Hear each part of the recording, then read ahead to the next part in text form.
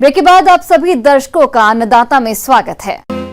आम की बागवानी अपने राज्य के दक्षिणी पूर्वी भाग में मुख्य रूप से की जाती है, लेकिन किसान इन आम के पौधों को काफी दूरी पर लगाते हैं, जिससे किसानों को बहुत कम ही उत्पादन मिल पाता है।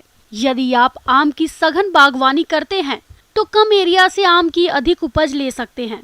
तो आप किस प्रकार से करें आम की सघन बागवानी, इस बारे में जानकारी दे रहे हैं बागवानी विशेषज्ञ डॉक्टर अरुण कुमार तिवारी।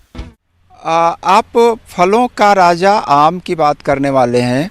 आम के बगीचा लगा हुआ है, उसकी देखभाल कैसे करनी है, इसकी बात करने वाले हैं।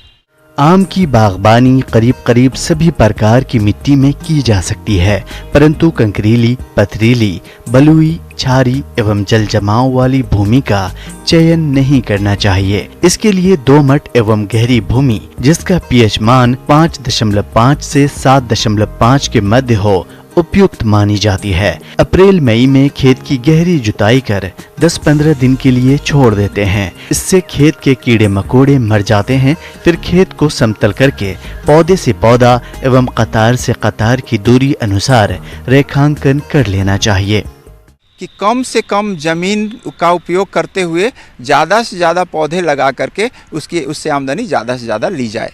इसी को हम कहते हैं सघन खेती।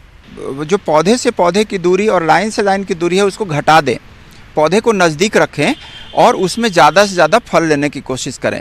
तो जब नज़दीक रखेंगे तो उसको जगह की भी तो कमी हो जाएगी। आम को तो जगह चाहिए। एरियल पार्ट, हवा में जो जगह होती है जो लेगा वो कैनोपी उसकी जो जाएगी, पत्ती शाखा वगैरह जो फैलेगी, तो उसको तो फैलने के लिए भी जगह चाहिए।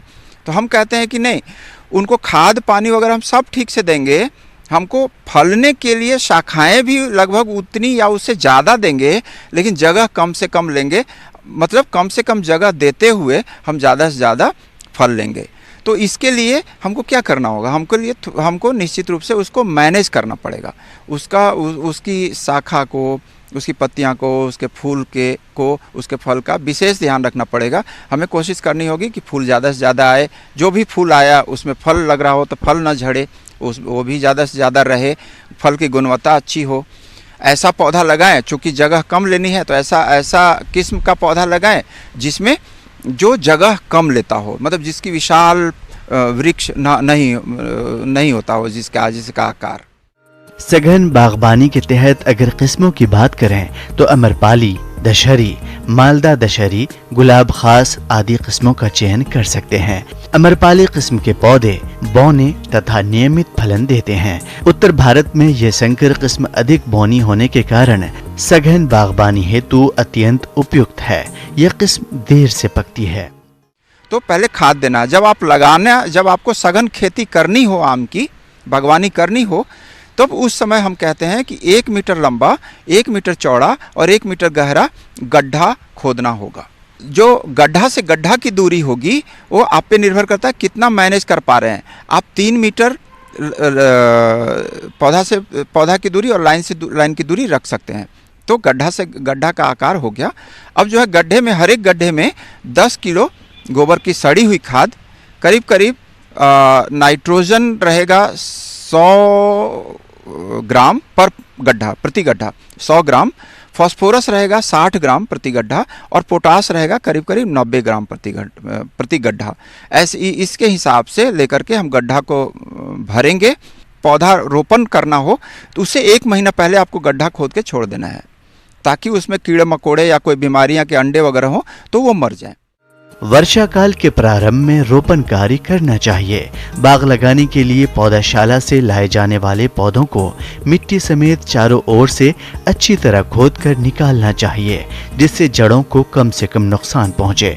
पौधों को पूर्व चिन्हित गड्ढों के बीचों बीच पिंडी के बराबर गड्ढा खोदकर उसमें रोपित कर देना चाहिए तथा आसपास की मिट्टी को अच्छी तरह दबा देना चाहिए।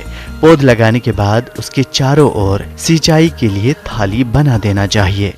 और सघन बागवानी में हम कहते हैं कि जो आप नाला से पटा रहे थे ना, हम रिकमेंड करेंगे कि नहीं, टपक सिंचाई की व्यवस्था रखिए। तो टपक सिंचाई की व्यवस्था रखने से ये होगा कि जब आप चाहेंगे पानी देंगे, और पानी के में घोल करके हम आजकल खाद भी देने लगे हैं, तो खाद पानी सुनिश्चित हो जाएगी और जब चाहेंगे तब हम पानी देंगे। तो ये कर लीजिए। अब है कि जैसे मान लीजिए आपका सघन बागवानी आप लगा चुके हैं, 1 साल का पौधा हो गया है, तो 1 साल का जब पौधा हो गया है तो वैसे किसान के लिए भी ये जानकारी उपयोगी होगी जो सघन बागवानी लगा चुके हैं और उनको उसकी देख रेख करनी है।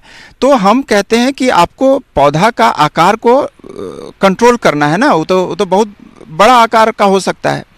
तो उसमें हम क्या करते हैं कि ट्रेनिंग और प्रूनिंग करते हैं। जो सूखी हुई डालियां हैं उसको हम ठीक से काट छांट लेते हैं, और जो फालतू की तनाएं हैं, शाखाएं हैं, उसको भी छांटते हैं, ताकि हमको जो फल देने वाली शाखाएं हैं वो हमको ज़्यादा से ज़्यादा रहे हमारे पास।